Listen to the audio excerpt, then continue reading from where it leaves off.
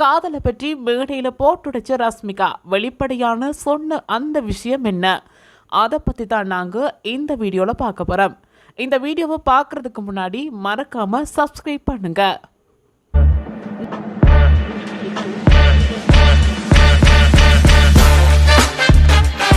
நடிகர் ரஷ்மிகா தற்போது புஷ்பா 2 படத்தின் ரிலீஸுக்காக காத்திருக்காங்க.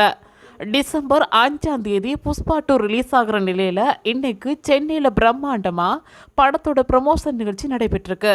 மேடையில பேசின ரஷ்மிகாவிடம் பல கேள்விகளை தொகுப்பாளரா இருந்த அஞ்சனா மற்றும் மிர்ச்சி விஜய் கேட்டிருக்காங்க. அதுல அவங்க கேட்ட கேள்வி என்னன்னா, காதலை பற்றி பல கேள்விகளை கேட்டிருக்காங்க. அதுல ரஷ்மிகா மழுப்பலா பேசி சமாளிச்சிருக்காங்க. உங்களுக்கு கணவரா வர போறவங்க சினிமா துறையை சார்ந்தவரா அல்லது வேறு துறையை சார்ந்தவரான்னு கேட்டிருக்காங்க. அதுக்கு எல்லோருக்கும் தெரிந்ததுதான்னு ராஷ்மிகா பதிலளிச்சிருக்காங்க.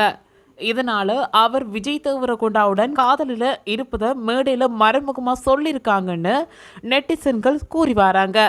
இப்போ இந்த விஷயம் சமூக வலைத்தளங்கள்ல பரவலா பேசப்பட்டு வருது. இதை பத்தி உங்க கருத்துக்களை மறக்காம கமெண்ட்ஸ்ல சொல்லிட்டு போங்க. சரி, சினி இண்டஸ்ட்ரியா இல்ல வெளியில இருந்து வரணுமா அந்த மாப்பிள்ளைன்னு சொல்லிட்டீங்கன்னா நாங்க அப்படியே கூட்டி கழிச்சு இதுதான் அப்படின்னு நாங்க ஒரு கணக்குல லாக் பண்ணுவோம்.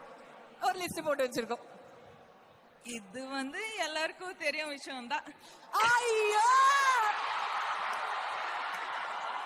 அப்படியா? எனக்கு தெரியுங்க. இது ஆன்சர் வேணும் தான் எனக்கு நல்லா தெரியும். பாருங்க மேடம், இது எதுவுமே தெரியாம அப்பாவியா நான் கொஸ்டின் எல்லாம் எழுதி எடுத்துட்டு வந்து நான் பாருங்க மேடம், இந்த இத்தனை 1000 பேர்ல எவ்வளவு அப்பாவியா இருக்கேன். எனக்கு மட்டும் தெரியாது மேடம். நீங்க சொல்லு, லைட்டா ஏதாவது குழுவாவது கொடுங்க மேடம். சார் அதெல்லாம் வேணாம் சார். அப்புறமா பர்சனலா மாட்டுக்கலாம். சரி மேடம், பேசிக்கலாம். Okay, super madam. நானும் உங்களுக்கு மீம்ஸ்லாம் அனுப்புறேன். அவங்கள மாதிரி நானும் உங்க கூட ஃப்ரெண்டா இருக்கேன். எனக்கு அப்புறமா நீங்க என்னன்னு சொல்லுங்க. ஆங்க, okay. Thank you so much. Thank you. I love you. Thank you so much.